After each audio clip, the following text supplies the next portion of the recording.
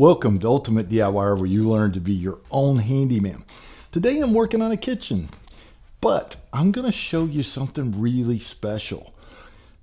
There's something that I do that costs as little as $3.50, that makes sure that everything is placed in the right place, that it's not messed up. And it doesn't matter whether I'm doing it, whether a helper's doing it, anyone else, it's all going to be the same.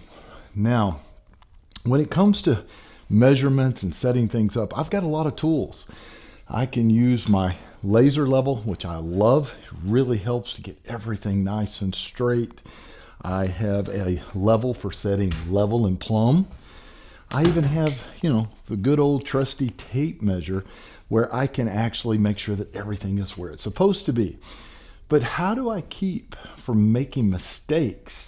How do I keep from, the next person that's working with me, my helper, setting something at the wrong level? All these tools are great, but if you misread the plans, or you just don't quite understand what's going on, or you don't listen closely and hear, the instructions as to where something is supposed to be placed in a project, you can mess it up. So how do you fix that? Well, let me show you what I use. What I use is called a story pole. Now, it's just a regular 2x4. It can be different heights. If I need to go all the way to the ceiling and I'm figuring out joists and everything else like that, top plates, bottom plates, I can make this longer. This one is the perfect height for pretty much everything I need in this kitchen, other than the vent-a-hood plug, which had to be placed at a special location that had to be measured. So this works perfect for everything else in here. And we're going to go over everything that I've got marked on here so that you can see how I did it. So what I do is, before any project starts, I will take a simple 2x4. Now this 2x4 can be much taller than this if it needs to be, so that I can figure out top plates, bottom plates, and everything on a wall. Now I take those prints, I go through, I find everything, and I make a solid mark. So now if I tell him to go place all of the outlets for the actual backsplash, he can look on here and see the backsplash outlet area and see the mark, and he can place everything. And I go as far as to put either the top or the bottom of the outlet. I'll do centers if it is going to be a water line, something like this here, which is going to be a pot filler, so I know that it centers. So all of it is very simple. So even myself, if it is 3 or 4 days down the road, I've already been doing other things, I'm not thinking clearly, I have to go grab those prints and take a look at them again. I don't have to do that with this. I can just put it up there and place everything, make my marks, so I know exactly what I'm doing.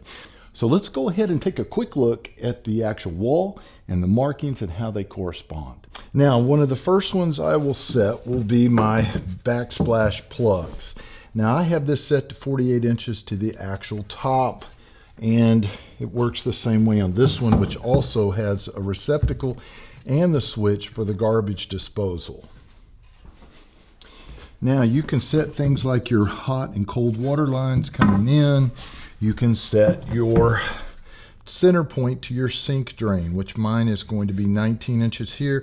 Center point to my actual clean out is right here at 10 inches. All right, so this is our pop filler. The pop filler, I have 46 inches to the center.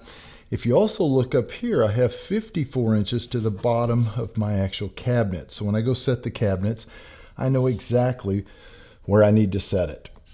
Now this big line here coming out of the wall is going to go into the back of a cabinet, and it'll have a receptacle box inside of the cabinet. This will be for the range.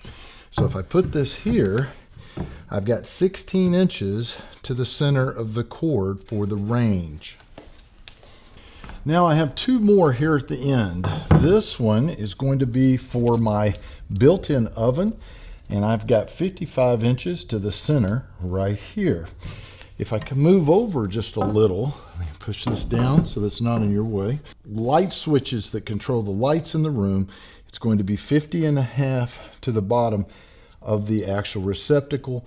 And this is set from finished floor. So I have a piece of tile sitting on the floor right now so that I know exactly where that needs to go.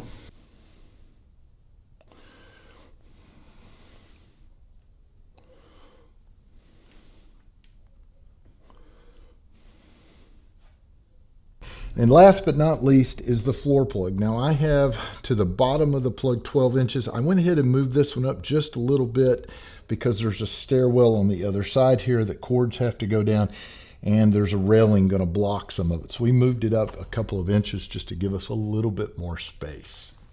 So there you go. That's the basics of a story pole. Now keep in mind, your story pole may look a lot different than mine, and your measurements may all be different. That's going to depend on your blueprints, your drawings, your preferences. It's also going to depend on local building codes and inspectors. So you have to keep all those things in mind. But by doing it once and getting it right, it's going to solve a lot of problems for you later. So I hope you got a little something out of today's video. If you're not a subscriber, please consider subscribing. Ring that little bell notification button so you know about all my upcoming videos. And leave me a comment. I really appreciate it, and I love reading them. And I try to reply to every one of them that I possibly can. So I hope to see you guys on the next one.